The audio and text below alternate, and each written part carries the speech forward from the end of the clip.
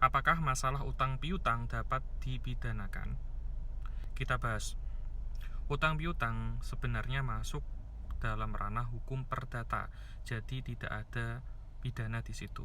Seseorang yang tidak membayar hutangnya tidak dapat dipidanakan kecuali kalau orang tersebut, orang yang berhutang ini, ketika ia berhutang, ia melakukan rangkaian kebohongan, rangkaian tipu muslihat, ada niat untuk menipu, maka ketika orang tersebut berniat demikian, menipu, melakukan tipu muslihat, maka bisa ya dipidanakan. Orang tersebut, orang yang berhutang ini bisa dilaporkan di kepolisian atas dugaan tindak pidana penipuan.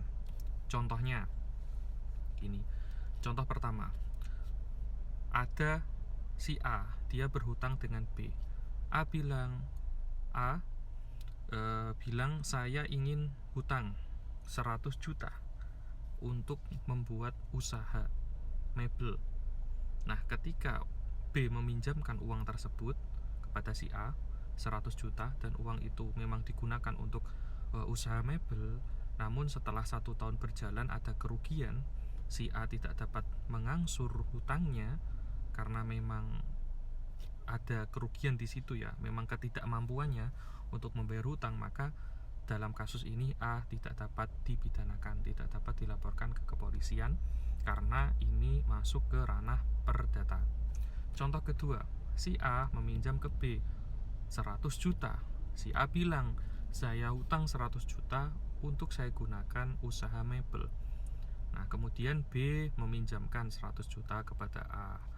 Ternyata uang 100 juta itu tidak dibuat untuk usaha mebel. Ternyata A itu melakukan tipu muslihat.